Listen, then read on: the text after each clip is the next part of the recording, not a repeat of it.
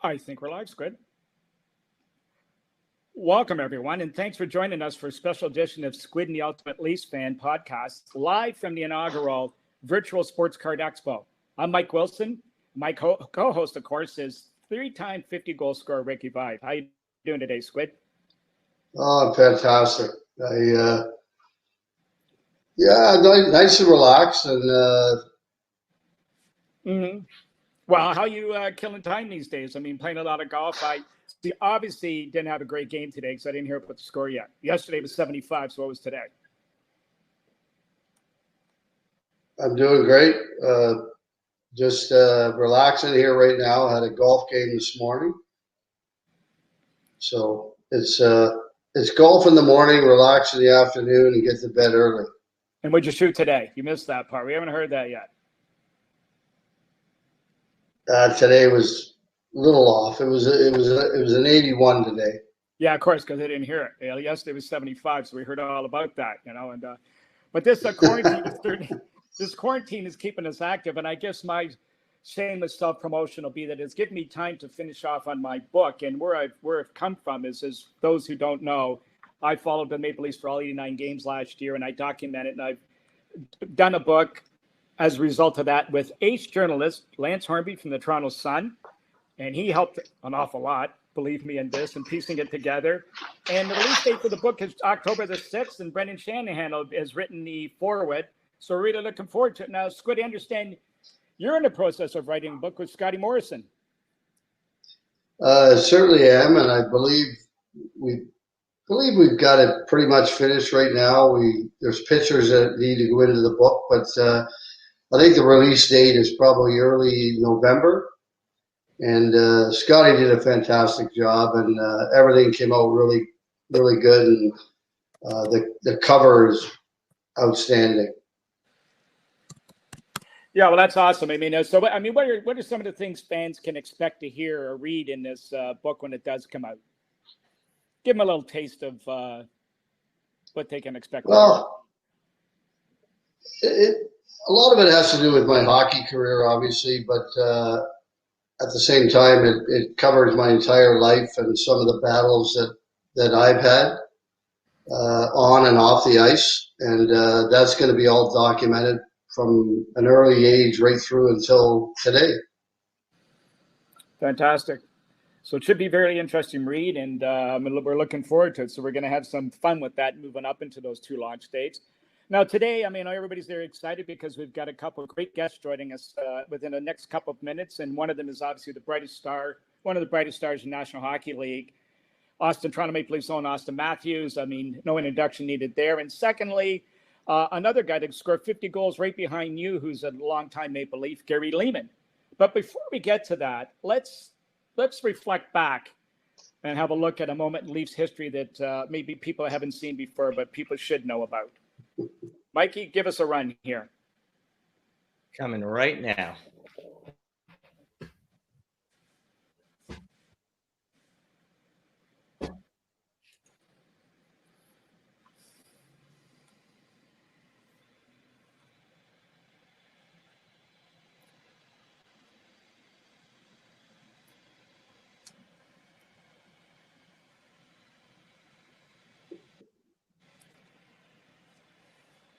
We seem to be missing the sound on that one.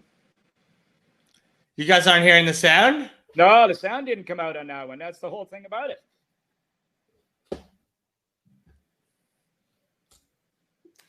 It's a shame. It's a shame. Well, sorry, guys.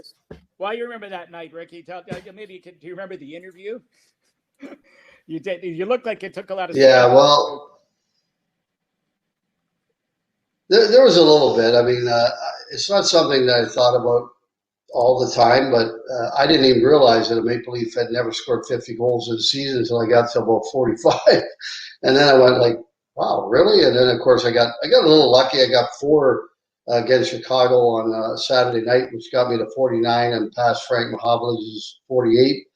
And then we played St. Louis next game at home and was able to score. Billy, I mean, if you watch that video, Billy gets it at the blue line, dekes one guy, cuts in on another guy, takes it wide. And, of course, Gary and I had great chemistry, and I knew exactly where he was going with it. And so I just positioned myself there, got open, and of course it was right on the tape, and it was a one-timer that just went right by Mike Liu. Well, that's great. I mean, we do want to spend some time getting into that as we go along from here. But I think, one of the things we should talk about, we missed before we bring our guests on, is the fact that the NHL moving forward, we see that they are going to try and complete the season with the playoff format that's been announced, if all things go according to plan.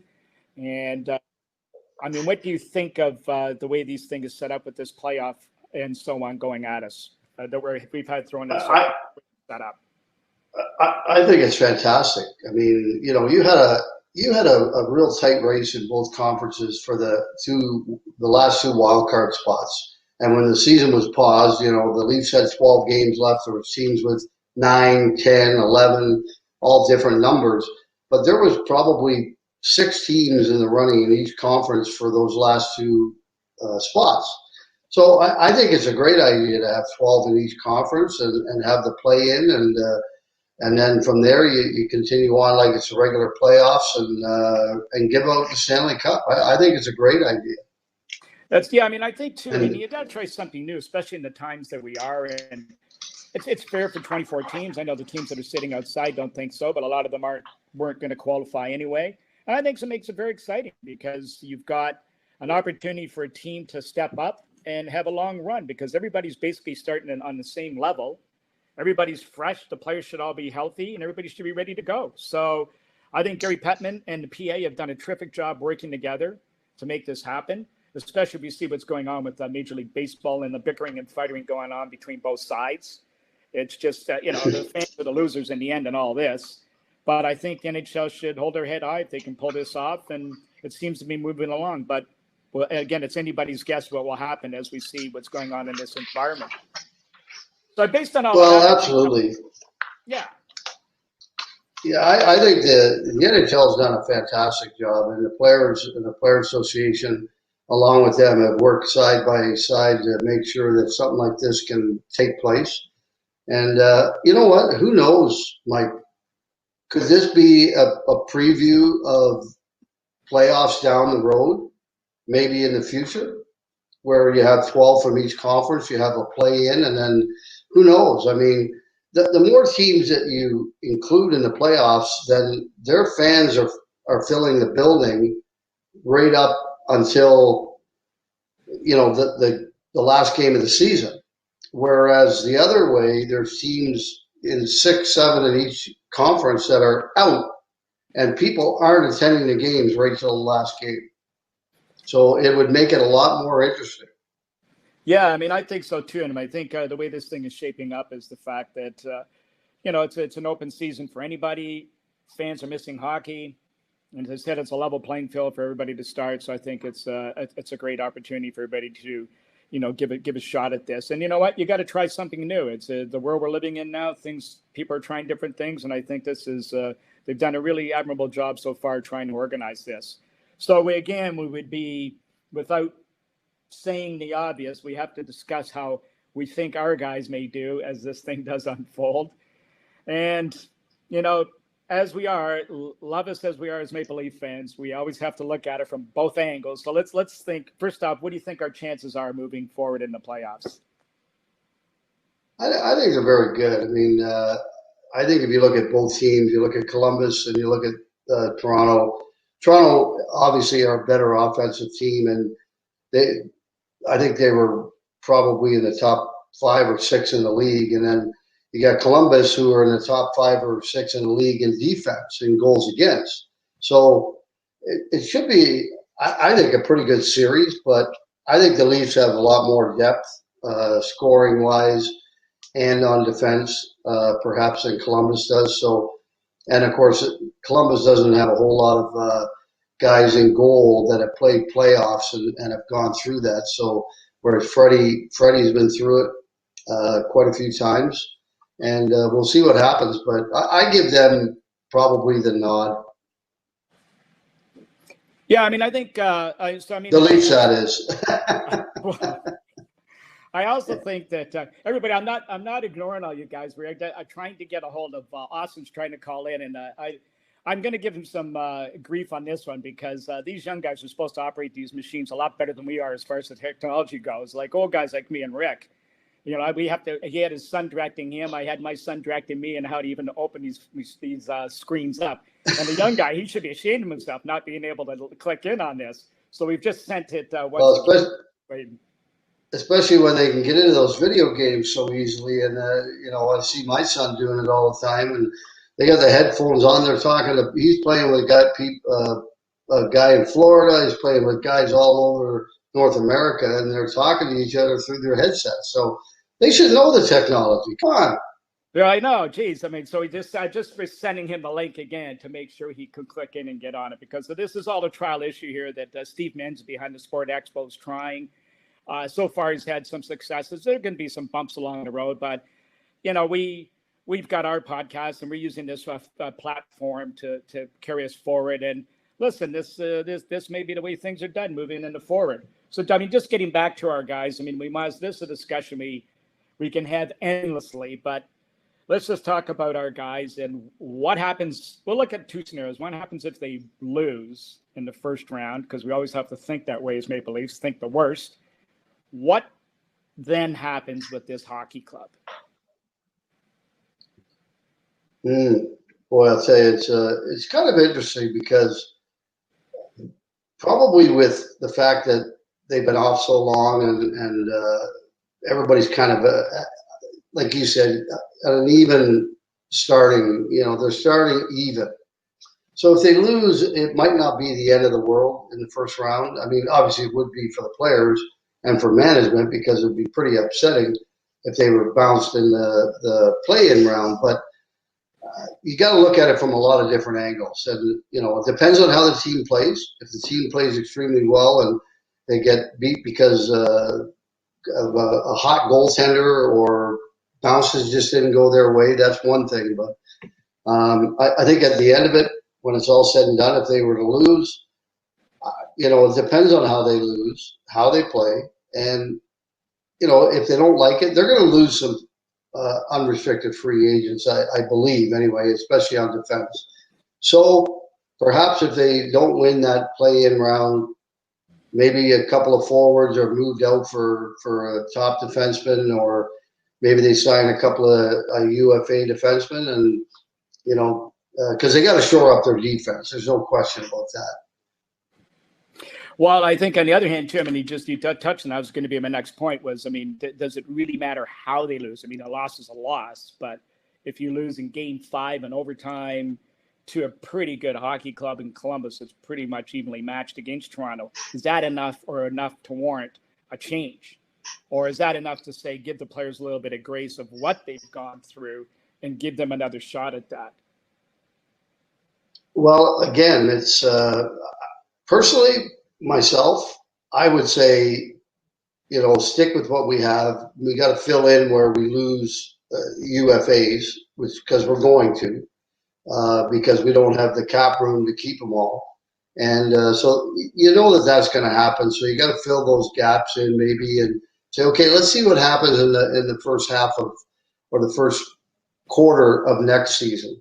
And if things aren't going the way we'd like them to go, then perhaps we start looking at moving a couple of guys or whatever. But I don't think panic has to set in if they don't win this play-in round. I mean, with all that's gone on since the middle of March, I mean, give the players a little bit of a break in the management, because this is something different that we've never seen before, Mike. And I think you have to kind of be cautious about doing something just because you lost.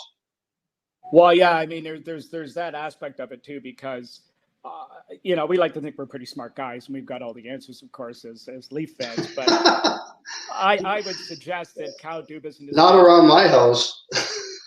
Well, yeah, around my house, my opinion comes in second sometimes when I'm talking to Ryan. But I think some of the time, you know, Kyle Dubas and his management team seem to be a little bit up in this, and I'm sure they've thought a lot of these theories through and about these outcomes through, and they probably have a plan. And so far, They've built some good depth in this organization. I think as good as you'll see around the National Hockey League. And you just saw that any injury they had this year was easily replaced with people from Marlies that were brought down the street. So I think that was a really good sign on that front. Sort of jump in. Your guest has. There's no question. I think Kyle and Shanny and the whole team are on top of it, and they've got a lot of different balls in the air, probably figuring out what do we do if we do this, what do we do if this happens. Yeah, I mean, you have to plan for all these different scenarios. Mike, Rick, just to let you and know, I'm sure that they've gone your guest over is these. here. I'm going to put him up on stage. Put him on stage. 5 different get her scenarios. going. So yeah, I mean, I think we'll just have to wait and see. Yeah, I mean, that's the thing. And listen, winning solves all problems, as we all know. Well, as I understand, we're being joined right now by our guest from the far part of the country. And I believe if he can see us, he's about to join in. Auston, are you there with us yet? Oh, hang on. Auston, you made it. Yeah, I'm here. How are you? I'm doing good, man. Doing good. Listen, I was giving you a hard time before. I said, you young guys, you're supposed to be operating this technology a lot better than old guys like me and Rick. Yeah, I know. I got need some help with this stuff too, man. So I think how's things go? How's the weather down here today, by the way? It's a little warm. I'm not sure it's too appealing to really anybody, but it's getting into those months of the summertime where it's 105 every day, all day. So not much to do outside, for the majority of the day, I guess. Yeah. So, I mean, one of the things we want to, of course, one of the things we want to talk about is, here, is this probably been the longest time you've been off skates since you've been a kid, like playing any kind of competitive hockey? Yeah, probably. I mean, I think from like my first year to like my third, fourth year, like the off seasons, I've taken more and more time off of skating, but obviously this is a bit of a different situation. So definitely the most time off I think I've had just not skating and just kind of unwinding. So how's the training going? It's good. It's good. I mean, it's been a bit different than your, I guess, average off season, but been making the most of it and doing everything I can to stay in shape and just be ready. Now you've got a built-in road hockey goalie living with you. So yeah. Is there any matches going on in the driveway? No, I lucked out. Having him here, just somebody to shoot on and just kind of I guess go through this with. Whether it was shooting pucks, shooting hoops, just nice to kind of have somebody with you, right? Just to kind of pass the time. So here's one of the questions. I've been getting back to the training. Just for got a lot of young viewers out there watching today. Take us through one of your workouts, like what you would do throughout the day as a training session. I mean, I've kind of done some different stuff, here. I think I'm starting to kind of get away from like heavy weightlifting, I think, and just trying to kind of get my body just kind of feeling good and just kind of moving as well as I can. Cause I mean, I'm pretty big and pretty strong, but I want to, kind of be able to move like some of these smaller guys are able to move. So just kind of been trying some different stuff and hopefully it kind of works out. Yeah. So have you been able to get on the ice at all in your quarantine period or down isolated? Yeah. Period? Yeah, no, I have been to get on the ice. I'm lucky. So, I've been kind of trying to keep everything, shake the rust off and kind of stay in shape and just kind of, get your timing and everything back. But obviously it's nothing like, competitive NHL practice, right? So just trying to stay in that kind of motion and stuff. So when I am back, I can adjust quickly. So it brings me to the next thing. Now, psychologically, you're sitting at home in your training bed. Nothing is like being at the rink or in your own real gym at the rink. Did you have to motivate yourself a little more to push yourself to stay training as hard as you do? Yeah, a little bit. I think, I don't think there's really any extra motivation. Obviously, we're hoping that we can come back and play, and there's obviously a Stanley Cup up for grabs. So, I think that's as much motivation as you need right there. So I think I've got Ricky Vaive. Rick, you're allowed to join this conversation, by the way. You're allowed to say something if you're like. Rick, you there? I think we lost Squid for the second there, Auston. I don't know. Maybe he is technically challenged. Okay, so yeah, I don't see him anywhere here. It's probably not a surprise that he's. Well, actually, so I was going to say to you, now is Freddie's landlord, what are the, who designate the chores around the house? You? No, I think it's a joint. Kind of production. I think everybody just kind of pitches in and does their part. But I mean, he's one of my closest friends on the team, and obviously he's like family to me. So I didn't hesitate to kind of invite him down here and stay with me. And I mean, he was nice enough to get me this really nice expensive coffee machine to kind of say thank you for letting him stay here. So it was very nice of him. He didn't need to do that. Well, that's pretty good. That's pretty good. So I think that. So here's a couple of things here. I mean, Rick, if he can join us in here, we're going to get to him at some point. When you played in the North American World Cup for the North American team in World Cup as a rookie, did that? How much impact that have on you, or take some of that anxiety you might have had as a rookie with high expectations coming into the Toronto camp? Yeah, I mean, it was kind of one of those things. I didn't really know what to expect, right? Like I'd never, I'd play at some high levels. I played in the World Championships against NHL guys. In the Swiss League, you're playing against some ex NHL veterans. So I didn't really know what to expect kind of going into it. Obviously, a lot of talented guys on the team. So I knew for myself, I was, starting off kind of as that 13th forward. So I kind of needed to earn my role and earn my position on the team. And I was lucky enough to have guys around me that I've known in the past or played with in the past to kind of help me adjust. But I think that was nice to kind of have that experience prior to my first NHL camp, just to I think psychologically just knowing that I can play and that I belong out here with some of the best players in the league, and obviously competing at a pretty high level in that tournament. Yeah, I mean, and you could see it. And I mean, I think the other thing too is a lot of you guys are all roughly the same age, all within a couple of years of each other. So I think that also that bonding amongst all of you must have gone a long way too, especially when you're away from the rink, and because you're all basically in the same boat. No, it absolutely did. And I think the biggest moments that we had, I think of, you want to call bonding, was, definitely came outside of the rink, and just dinners and stuff like that, and having a couple beers together and just kind of talking and just kind of bonding. So I think that stuff's super important. And like you said, we're all around the same age, all kind of going through I guess similar things, I guess, as far as our careers and how they're just kind of starting. So it was definitely an amazing experience. Which leads me to the next part that we're going to ask is Patrick Marleau. Now, there's a veteran who's been around, Hall of Famer to be for sure. And there's a guy that became a big brother to you and a number of the younger guys. I mean, we knew it seems like he was such a great guy. What was it about him that made this attraction and this bond with you and the other guys?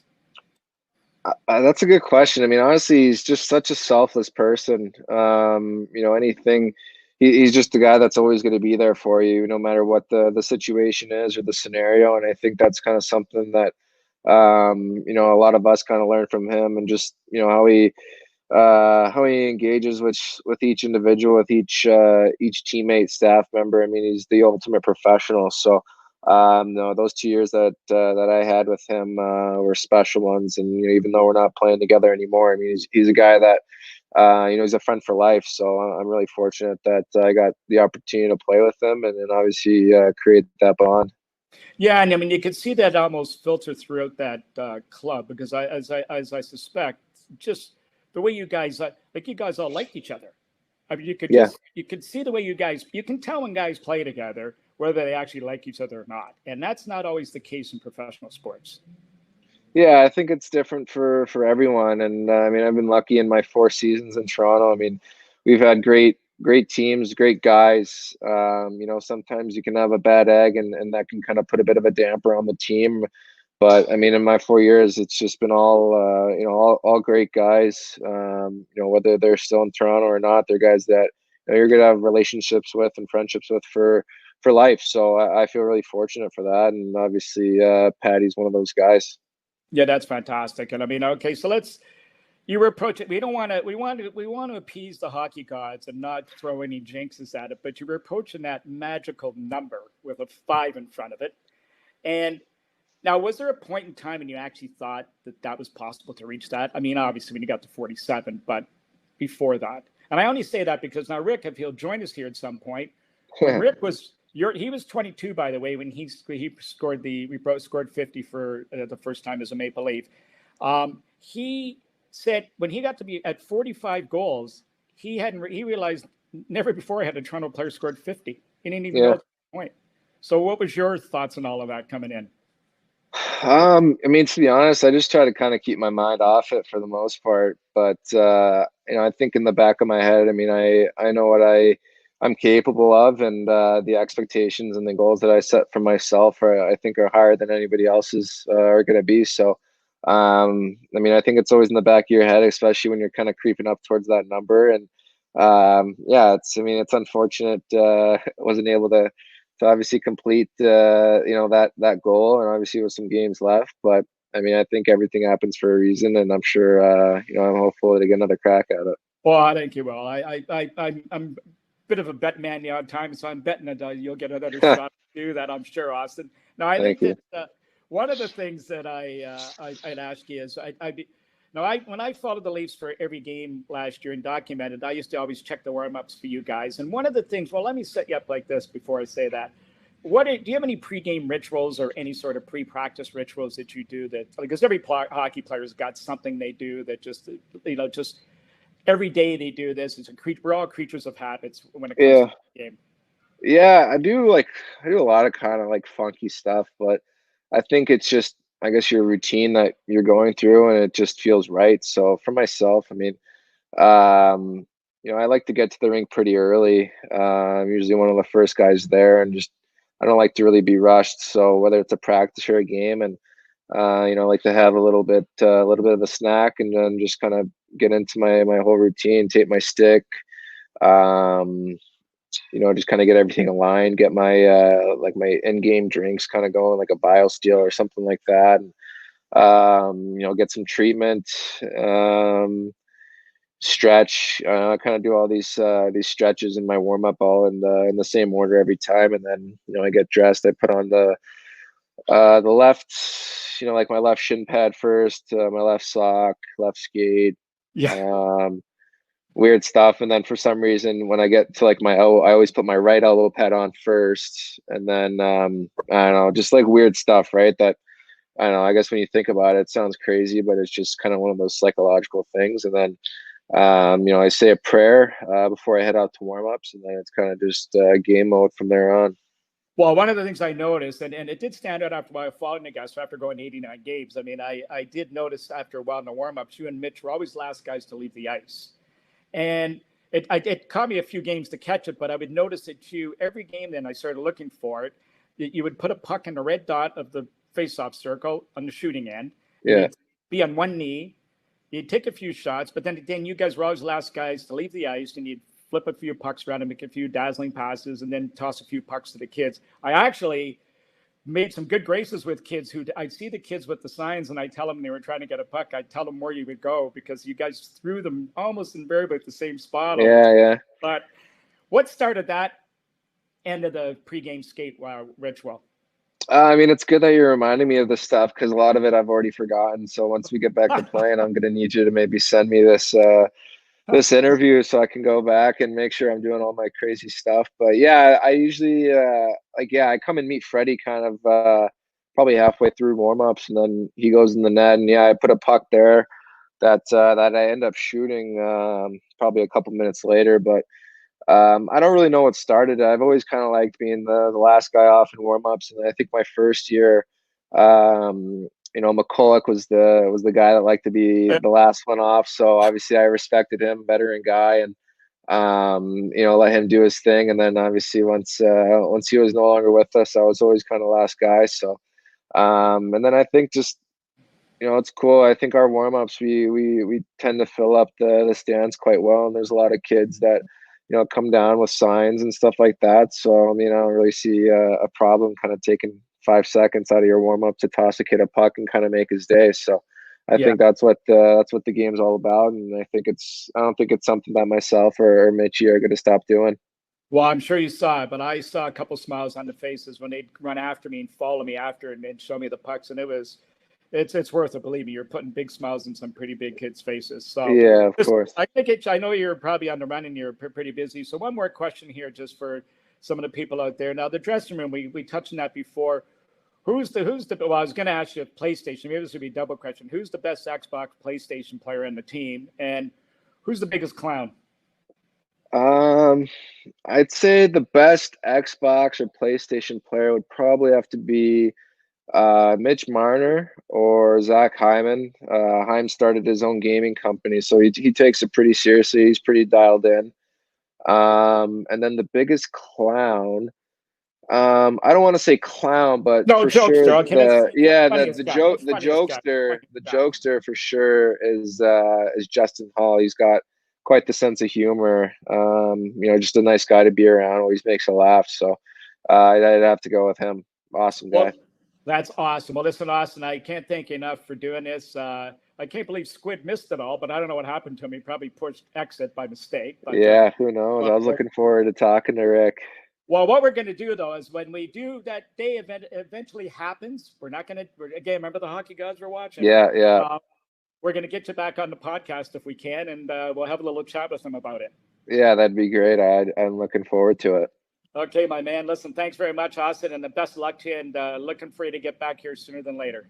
All right. Thanks, Mike. Take care. Okay, man. Talk to you soon. Bye.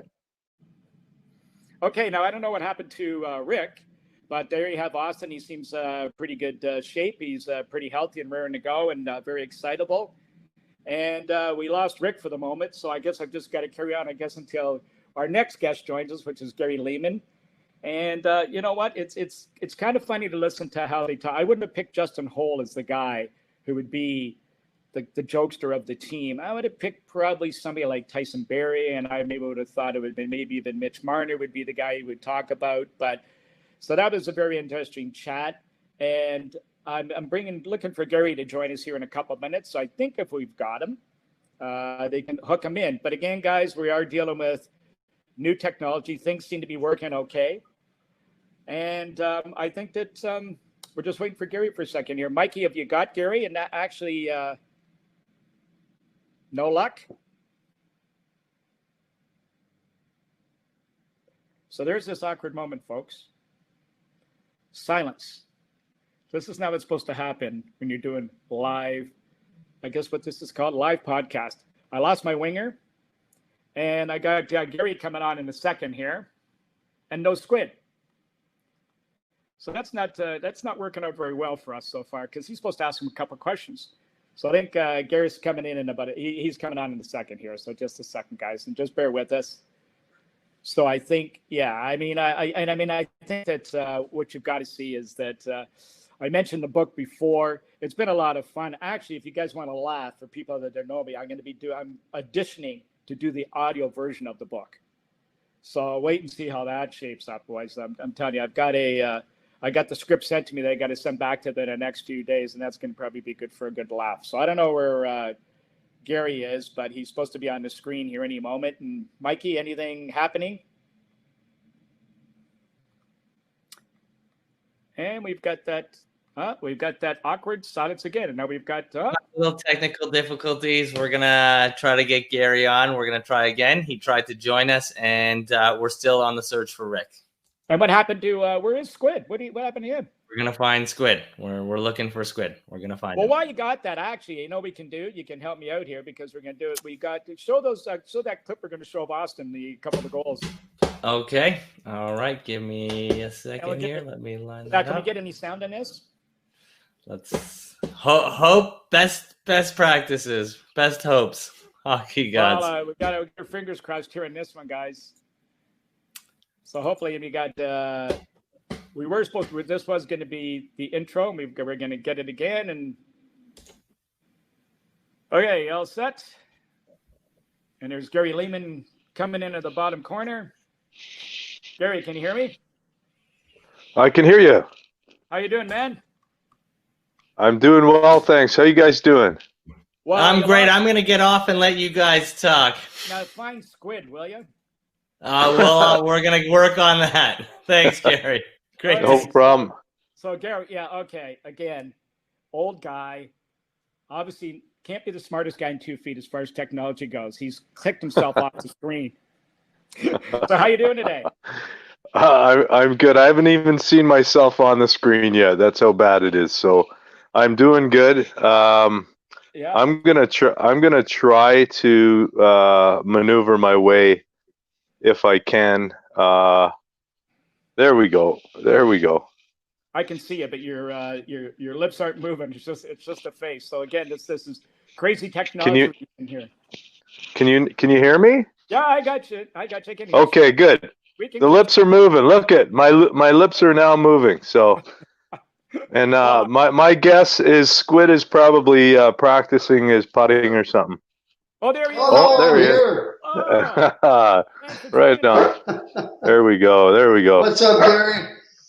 How you doing, buddy? I'm just listening to you guys just blab away about the old days. Well, actually, you're going to get your chance. You're going to get a chance to talk about us in our old days. Well, remember, it is a family show today, and our kids listening, so we'll do that on one of our other podcasts. Okay, so they're the real stories. But now, Gary, let's get some housekeeping out of the way first. You're a Toronto boy. Were you a Leaf fan growing up, I assume? Absolutely, yes. Born and raised a Leaf fan. Drank the Kool-Aid real young. Yeah. Don't say you used to watch me with your father either when you were young. No, I hadn't even heard of you yet, buddy. Sorry. My guys growing up playing road hockey were, Boria and Daryl and Lanny and Palmy and that era. I'll throw Jack Valaket in there because he's a good buddy. So those were the guys. They had a real good team. They developed that team into the '78 contending team, and then things went sideways after that. So, but I kept my allegiance. I kept my allegiance and always wanted to be drafted by them, and got my wish. And you got your wish. So, I mean, now what were your expectations going to your first camp after that? Like, were you really excited? Obviously you were, but I mean, was it beyond your belief that this could actually really happen? Oh, it was drafted as a defenseman, though, Gary, right? Yeah, it's a defenseman. Yeah, so I was just going to say that I went in with great expectations because I was partnered with Boria Salming the whole camp. And I had a great camp. I was young and in shape, and it was still a time when guys were using camp to get into shape. So that was kind of an advantage for me also. And then at the end of camp, Jerry McNamara, GM, pulled me in and said to me, he said, "I just want you to know, I thought you were our best player in camp." And I'm thinking, oh my God, I just made the team. And then he says, "But we're going to send you back to junior for another year." So, so it was kind of confusing for a little bit, but I understood why. I went back to junior, played a whole season on defense, and had a great year, and then was ready to come back. But who looked after you? Who took you under their wing when you finally made the hockey club? And how did Squid treat you as a rookie? Well, I can always say Squid always treated me really well to this day. He's a good buddy, and he was obviously one of the leaders on the team at that time. And what a tough time to be a leader, with knowing that you're going to have to butt heads with Harold, and that had sort of been the trend. I think. Coming into it for Rick, where before him was Daryl, and I think that with Boria there, I think we all sort of looked to him, and I would imagine even Squid, would have looked to Boria for leadership, and I think Boria, being there as long as he had been, realized that if he wanted the captaincy, it would have, he might have been able to have it. But I don't think he ever wanted to butt heads with Harold, and so it was sort of thrown, in my mind, it was thrown a little bit at Rick, and it was a tough task, I'll tell you. Pick up on that, Rick. Well, it wasn't easy. I mean, Boria was a big help. Ronnie Ellis was also a big help early when I first got there because I sat right between the both of them. So it was kind of like that old cartoon where you have the devil on one shoulder and the saint on the other one, and you try to figure out which one to follow. And but Boria was a big help, and Boria, I remember him standing up a few times and saying, "Hey, listen, like guy's speaking up, and he's right. So listen to him." So I have to give him a lot of credit for helping me out early because it wasn't easy, and especially in my case where Harold basically just said, "You're the captain." Like, he didn't even ask me, and I knew I wasn't ready at 22 years old, and I figured, but if I said no, he was going to trade me. And at that point in my career, I had already been traded once, and I didn't want it to happen again. I wanted to stay in Toronto. And you guys, so I mean, let's just pick up and take one step further. I mean, Gary, I know in your 9 years at the Maple Leafs, you played for 5 coaches. I think, Squid, you played for 6. And I mean, just talk about 5. that. Yeah, 5. That's for both you guys. I mean, talk about that turbulent time. Gary, why don't you go first? Sure. Well, I counted 9. I think 6 officially. So Mike Nickluck was my first coach. Yeah. And then Dan Maloney, then John Brophy, and then Doug Carpenter. George Armstrong. George in there too, right? George was in there, but even before George, like Gary LaRiviere took over from Brof, and then Floyd Smith jumped in for a cup of coffee and as the GM coach, and then he decided to relieve himself of that, and then the story was that Harold basically held George's job over his head if he didn't take the job. So we ended up with George, who is a great personality, just a great guy to be around, and just amazing stories. And just for us at that time, he might have been a breath of fresh air, but there was certainly no structure. If there was, it was coming from Gary LaRiviere, and he had been obviously in the game a long time, but those were really turbulent times. A lot of dysfunction within the organization, and a lot of change. And anytime there's change at the top, it filters its way down, and it happened way too often for anybody really in the organization to get any traction, to get any momentum. It was really unfortunate. You work your whole life to become a professional hockey player, and then you make it to one of the most storied franchises ever, and then this happens. It's really unfortunate. It's funny to a lot of people, but I look back and I go, what a shame. We had so many good players there. We had a lot of good people there, and we just were never given the opportunity to grow and to be consistent. And and hopefully that's something they're mindful of right now with the present hockey team, because the same idea, they've got so much talent there. They've got a lot of pieces in place, which I felt we had, maybe other than experienced goaltending at the time, but if they're learning from the past, that's certainly a good era to learn from.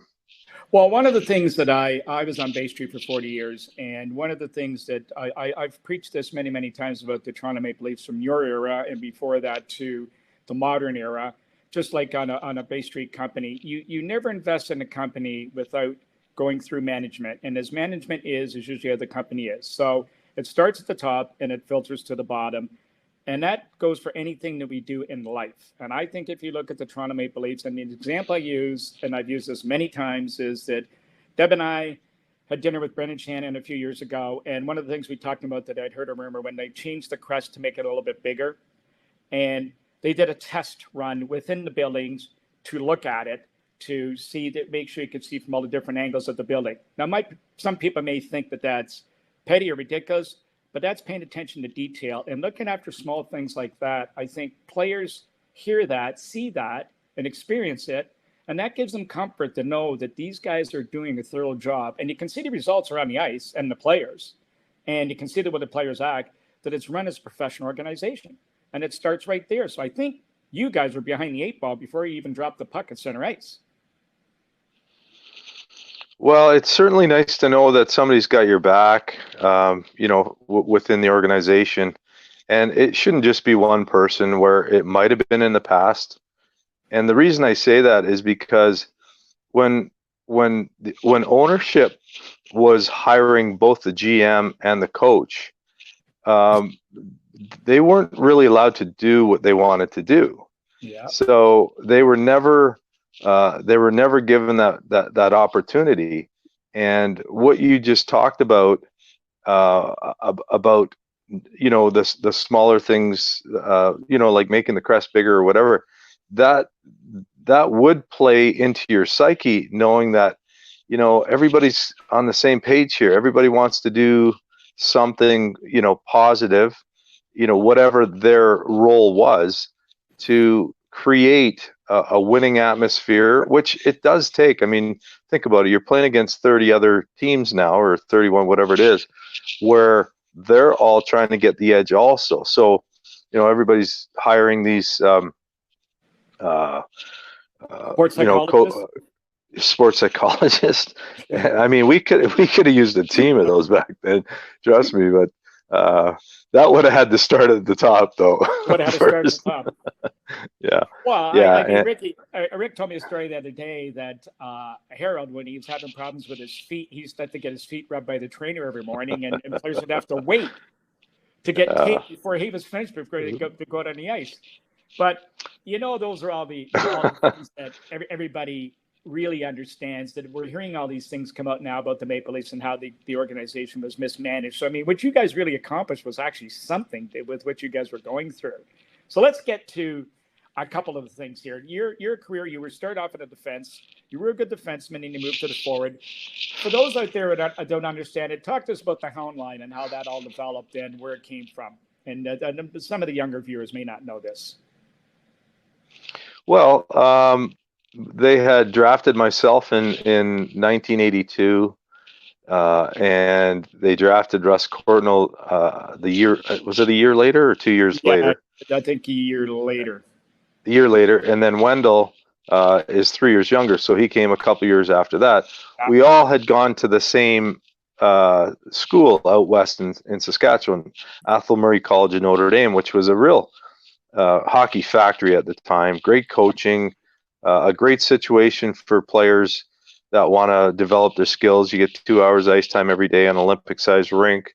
World-class coaching through Barry McKenzie, Terry O'Malley, who had gone through the Canadian Olympic program under Father Bauer. Yep. And so the players that were coming out of that were on the right course. They were developing them properly, and so the Leafs had drafted 3 guys in a 3-year span of each other, and decided, let's just throw them together as a line and see what happens. Yes. One just happened to be a centerman, one was a left winger, yep. One was a right winger.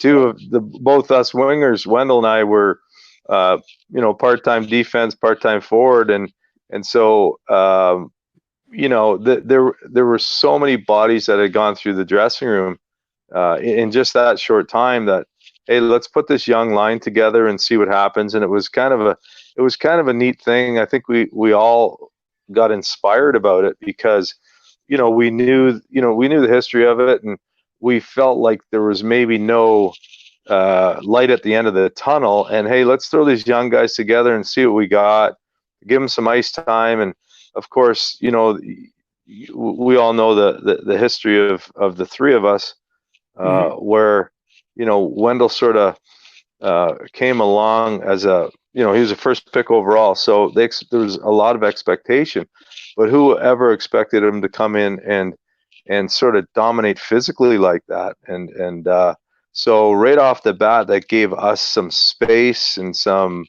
we had, I think Russ and I had broader shoulders because of that. Well, a little Not, you grew 6 inches. Yeah.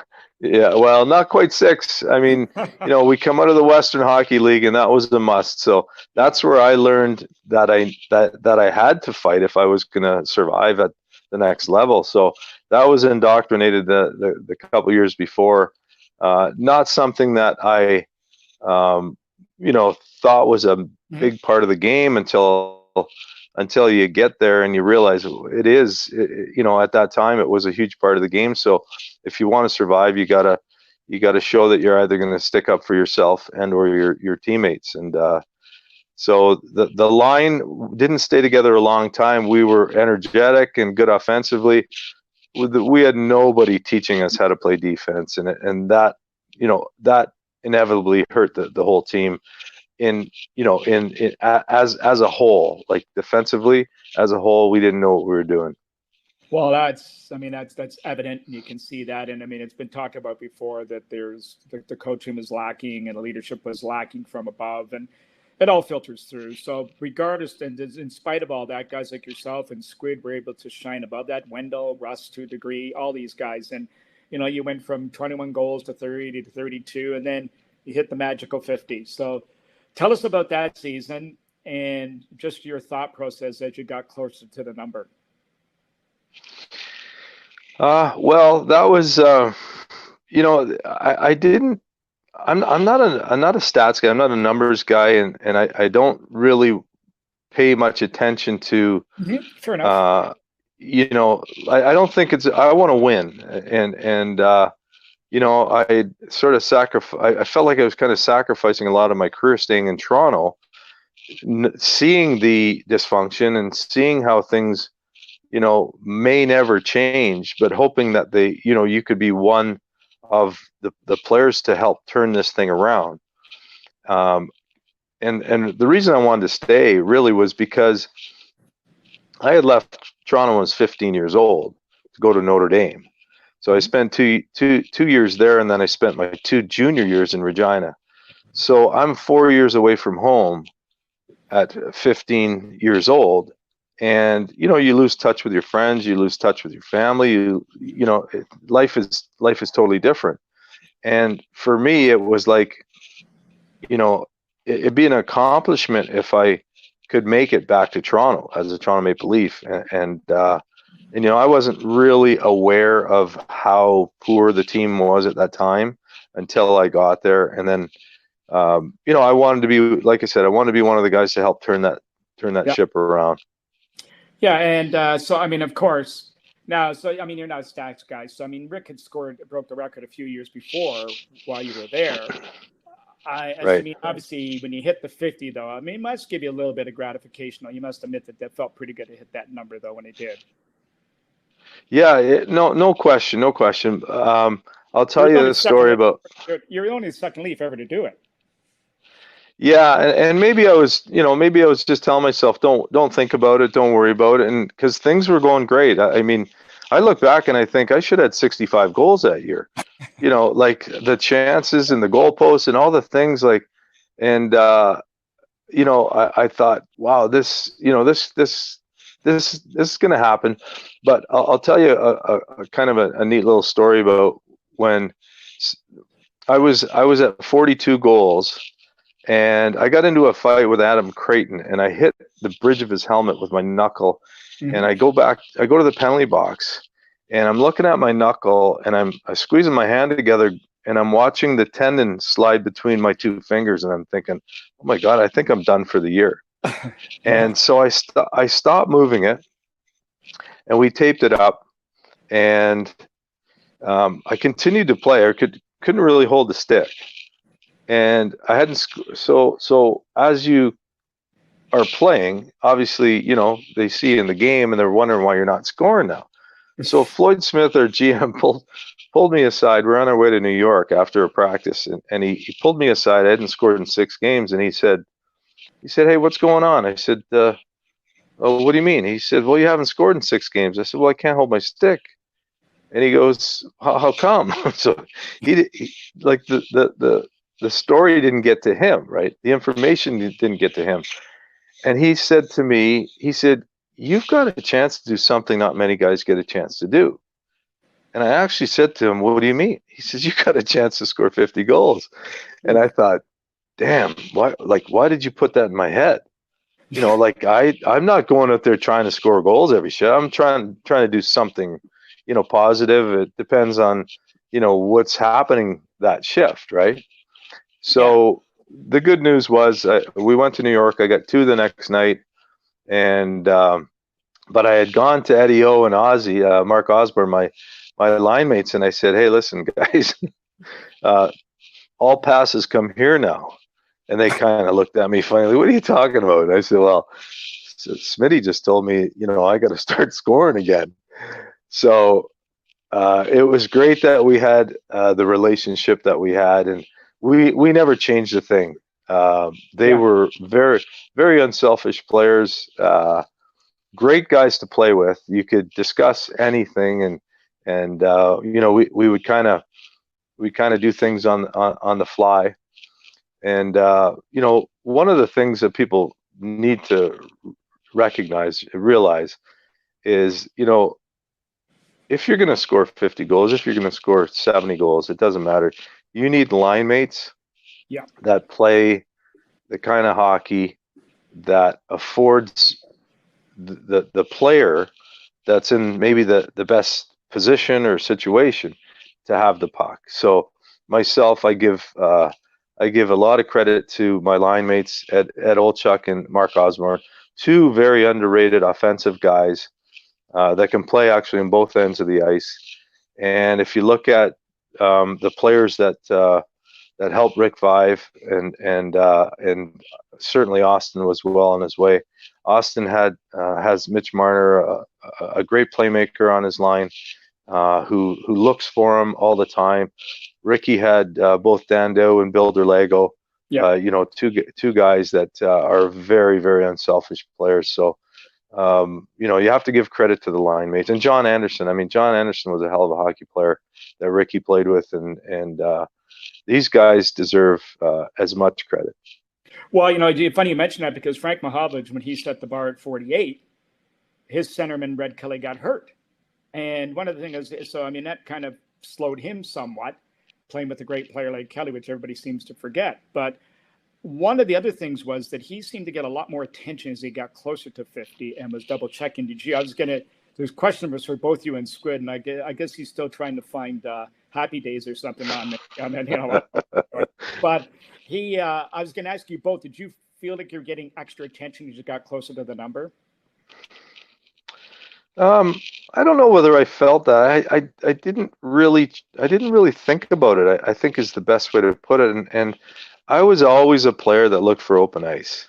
Mm-hmm. I was always somebody that went to the place that the puck was. And I think that's the place to go. I still think it's the place to go. It's you know, everybody's thinking of where it's going to go next. Well, you know, there's open space where it just was. And, so for me, that was something I concentrated on. Yeah, I mean, you know, we were the top line that year. We were the top line for about 3 years, mm-hmm. and we saw the best checking lines or the number 1 line. So, you know, if we were playing against, say, Detroit, we're usually playing against Yzerman, who had Gallant and Proby, and you know, they'd mix things up, and you know, same in St. Louis. St. Louis was they were always a really strong checking team. So I saw the checkers all the time when I played against St. Louis, and they were deep with their checkers. They had, it seemed like every line could check in St. Louis. So you were always playing. We were, you know, at the peak of my career, those 3 years, I was playing against either the checkers or the top line. Well, it's funny you mentioned St. Louis, because that was one of my questions coming up, is we were going to get to the trade. And it's funny, I was teasing Squid a little bit. I said, we're going to give Gary a little bit of a tease on this to be the fact that you're probably more well known for being a part of the trade, a key part of that trade for Gilmore, than scoring 50 goals as a Maple Leaf for the second time. So maybe just we're running out of. It looks like I'm getting nods from from Mikey, the producer, that we're getting close on time. So maybe we'll have to stage up something for that day. But maybe quickly just walk us through that trade and how it happened that day and what you went through the whole process.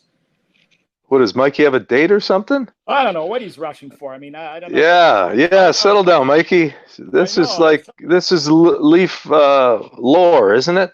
It's what I would have thought. So a lot of people don't know about the back end of all of what was happening. So he gave us 10 minutes, by the way, more. Oh, right. How long? He gave us 10 minutes. He does not pick his date up until 6:30. All right.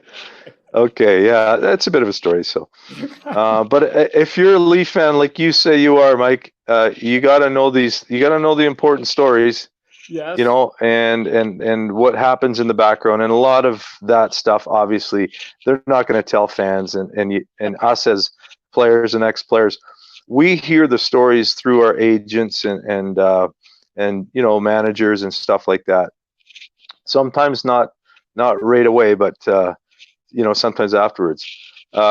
Anyhow, so when Cliff Fletcher showed up in Toronto, one of the things he brought to Toronto was something new. It was a breath of fresh air, and it was a guy that we as players, there's the hockey world that the players on other teams, and they tell you what people are like, what guys are like, what managers are like. And we knew we were getting like a Santa Claus type guy, a guy that was going to come in and treat players good. And so one of the things Cliff did is he came to me at the beginning of the season. He said, Gary, I know you had a tough season last year. You separated your shoulder, blah, blah, blah. He says, do you want to stay or do you want to go? And I was like, wow, we've never had anybody that would ask us that question and be able to trust. Because, if you said that you wanted to go to Los Angeles, let's say, they'd send you to Quebec City or Edmonton, somewhere in the opposite direction. Yeah. And so that was kind of a new thing. That was a very new thing for Toronto. So I said to Cliff, and the reason I said this, I knew Cliff had tried to trade for me a couple years before, 1988. He tried to bring me to Calgary. But the word was that we were going after Grant Fuhr. And I didn't want to go to Edmonton because if they're getting rid of Furzy and Gretz had left, they're in a rebuild. I don't want to go to another rebuild. So I said to Cliff, as of right now, I'd like to stay. So he said, okay, no problem. Then they pulled a deal where we traded Vinny Danfus, Luke Richardson, Scotty Thornton, Peter Ing, and future considerations in $100,000 cash for Furzy, Glenn Anderson, and Craig Berube. Mm-hmm. Now, this is the trade I think people should be looking at and saying, what did we just do here? If you go back and you look at how long all those players played from that day on, mm-hmm. the Toronto Maple Leafs gave up 50 years of service. So the combined amount of years that Scotty Thornton, Luke Richardson, and Vincent Danfus played was 58 years. And that is a huge hole that is left in your organization. They're all, high first round picks. And so what happened was they make that trade, and then when those guys came in, things were no better. Mm-hmm. They were pretty much on the downside of their careers. Andy lasted a couple years in Toronto, 2 or 3 years, and same with Grant. And now for Grant, they got Andy, Dave Vanderchuk, which was a good deal. But for me leaving, I then went to my agent after this Edmonton deal had happened, mm-hmm. and it wasn't right away. It was probably a month or two later, and I told Rick Kern, I said, Rick, I want to leave now. And he said, really? I said, yeah. So he calls me back and he said, Gary, they don't want to trade you. And I said, who'd you talk to? He said, I talked to Bill Waters. Now, Ricky and Bill were agents together. Mm-hmm. And I said, no, call Cliff. And he had horror in his voice because we used to joke about it all the time, like, get me out of here, you know. But that's when he called Cliff, and he called me right back and he said, Gary, there's something in the works already. And there was already talk of the 4 guys that came from Calgary. They had all been promised new contracts the year before. Mm-hmm. And Cliff wasn't allowed to give it to them. And that's how Cliff came to Toronto, because ownership in Calgary said, you can't give these guys raises next year. We've lost money. And Cliff said, I'm a man of my word. And, you know, if I can't give them raises, I want permission to talk to other teams. And that's how he came to Toronto. So he knew who was available. He was targeting those guys. And I heard afterwards that instead of me, it was going to be Daniel Marois. And this is all stuff I heard from my agent. So I knew it was coming. I actually pulled the trigger on it, but there was already something on the go, and I was okay with it. Except, it would have been nice to be in Toronto when things started to go better. But there's only one guy that won the cup after that trade. So you're talking to him. You got a cup ring. The other guys didn't get one, so that was pretty good. So, I think that. I got old Mikey here. I mean, I guess he must have reservations at 7 or something like that because he's pushing us here. But, Gary, I know that there's lots more we could talk about. I know Squid had a pile of stuff to go through with you, but we'll have to save that maybe for another day when we do our podcast in the future. We'll get you back if we can. And I just want to thank you for joining us today. There's lots we could still cover with you, but it's been very enlightening. And listen, thanks for joining us. My pleasure. Thanks for having me, Mike. Okay, man. Talk to you soon. You got it. Okay, Bye-bye. Folks, I think that, after that, we've had 2 great guests today. Auston was very engaging and very open with the way things worked. I mean, you learned a little bit about his training schedule. Gary, of course, has got a million stories. I lost my winger. I don't know what happened to him, but he disappeared for some reason. But, life goes on, and we go, and we make the best of it with this technology we have, and we've survived. So thanks for joining us, and guys, look for us. Our podcast will be coming up to you. We weren't going to, this is one of the reasons why we weren't doing our podcast, for things like this happening to people, for breaking down. This is why we like doing them live and in the studio. But we plan on going forward with Squid and the Ultimate Leafs Fan. Stay tuned to watch. As I mentioned at the beginning of the podcast, with the shameless self-promotion, my book comes out October 6th on following the Leafs for all 89 games last year. Rick's book comes out in November. You can reach him at Rick Vaive on Instagram. You can reach me at the Ultimate Leafs Fan on Instagram. Send me your comments on what you thought of today's show, how we went about it, the type of things you'd like to learn from players. Somebody sent me an email today asking if we would do a story on the escrow. And I think that I've been doing a little bit of work on that. That's something we'd like to get some guests on and talk about it, to enlighten fans about how it actually does really work.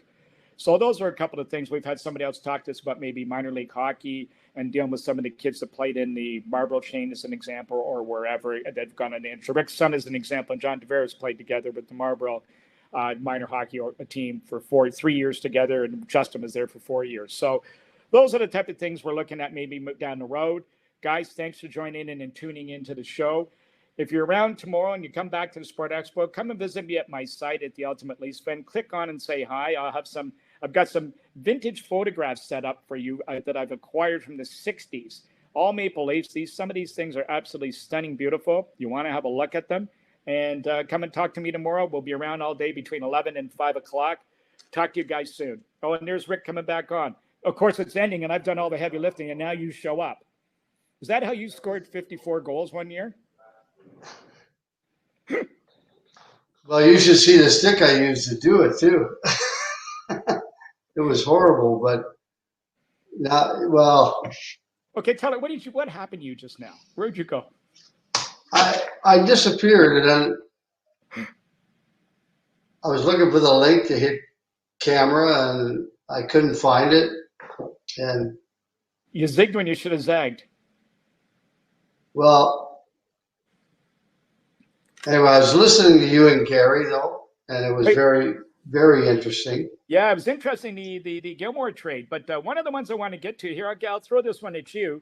Well, we've got Mikey. Do we still have a few minutes, or can you postpone your date for 10 minutes or so? What we would like to do is 6 coaches. Well, Gary counted 9 if you count all the interim guys. Some of the coaches. Now, you heard Auston talking about the training that they go through today and what they do. Maybe walk some of the people and our listeners through what you guys would do and how your training camps would operate, and some of the stuff that would go on, like for somebody like a John Brophy. Well, I mean, ours were quite a bit different. In fact, I mean, we would do some biking and other things, and then throughout the summer, not a whole lot of weightlifting, and then, but don't forget, our training camp was 2 weeks of 2-a-day practices before we even played an exhibition game. And it was grueling. So you didn't want to do a whole lot during the summer. We did probably August, we were on the ice 5 days a week. And then early September, then camp would start. And like I said, we do 2 hours in the morning, a scrimmage and a skate, and then a scrimmage and a skate in the afternoon. So, well, here's the thing for you. Go ahead. Sorry, I didn't mean to interrupt you. What I was going to say to you was here's one of the things I want to talk about also, is because again we're being pushed here a little bit, but one of the things I wanted to talk to you about was with today's CBA, and this is one of the topics I told everybody, I think you heard me, we're going to go on and talk about at one point in the future. Is could you just give us the John Brophy story, how he reacted to these limited practices that they have, like 40 minutes, and so much time, and you can't do double practices and skating after losses, all that stuff. Maybe give us a couple little Brophy stories, Dan, or any coach along those lines.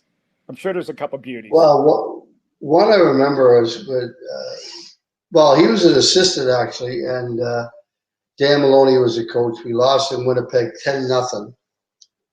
And we flew back the next day. We arrived in Toronto about 3 o'clock. We had to go right to the gardens, and then we had to watch the entire game, then put our equipment on and skate for an hour and a half.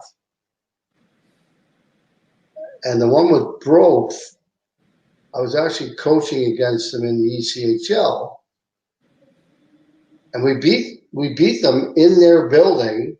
And we went in, showered, we're getting ready, walking out of the arena, and he's got his players out there skating after the game because they lost. And that was kind of how it was with most of the coaches back then, Mike, is that I mean, that was their biggest thing, was skate you till you can't stand up anymore. And now there's rules in effect that, basically you don't start 1 minute before 11 o'clock if that's what time practice is starting. And training camp, they have 3 hours maximum a day. And but it was a little bit different back then. And I don't regret any of it. I wouldn't say that I was really, really upset over any of it, because that's just the way the coaches were back then. Yeah. So I think, it evolves with time. Look at the days back when Eddie Shore was coaching in the minors back in the 50s and the 60s, and the stuff that he used to do to coaches or to players and yelling at everybody, and the way he'd put players through their paces and so on. So, it all evolves with time. And, today's game, I guess you kind of look back and reflect and think, boy, sometimes you guys may think you have a little tough. Now these kids look at, they go to the rink, you have a morning skate, they work on their edges, they come out and there's a chef there cooking them a full dinner, and they go home and have a nap and come back to the rink. In your day, well, nothing like that. It's funny because back in the 80s and before, and even in the early 90s, we had recallable waivers, it was called. There was regular waivers, recallable waivers. So they could pretty much get anybody to the minors if they wanted to. I remember Stump Steve Thomas, Stumpy, got sent. He was in St. Catharines, and he got called up, and Bro said, "We brought you up here to score goals." He says, "It might be 80 kilometers from St. Catharines to here, but it's 40,000 miles back." So, they had a way to get anybody down to the minors at any point in the season because of the recallable waivers.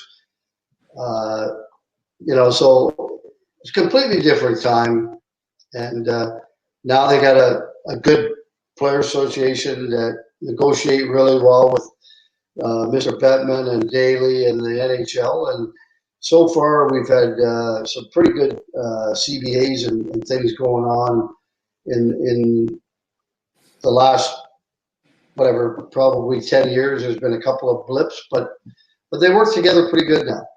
Yeah, I mean, it seems to be very fair, and there's some talk about obviously what will happen moving forward if the season gets delayed. The NHL's in the hole, obviously, and the talk is with the escrow whether it will stay 50-50 or the NHL will lean a little bit and give the players a little break on that. From what I hear, there's some good things happening on that front, possibly that there may be a little bit of give, but regardless, it looks to me like they're working hand in hand, which is showing good leadership is a recipe for success, and that's what you're seeing. So, well, Squid, we are at that moment in time again where we have to call it a day. We could talk forever. It's been an enlightening today. Well, I apologize for all the technical problems. Well, I explained that's why we like doing them live in the studio, because then we can't make these mistakes like this. Well, we make lots of mistakes, but not quite. Yeah, we can't screw up. Well, this is the way, but I think it worked out well. Auston gave us a good, got some good stuff out of Gary, and both have promised to come back on and extend their stories some more. So, as I said, you can reach me at ultimateleafsfan.com. Send us some comments about today. Perfect. Anything you'd like us to talk about going forward. We'd love to hear from you. Ricky is Rick Vaive on Instagram. You can reach me on Instagram at The Ultimate Leafs Fan, or on Twitter at ULeafFan. Come and see us, I said, tomorrow at the show. Come to my booth at the exhibit, The Ultimate Leafs Fan. I'd love to talk to you guys. So anyway, listen, guys, thanks for joining us today. Thanks for having us, Steve, in the Sport Expo. Guys, talk to you soon.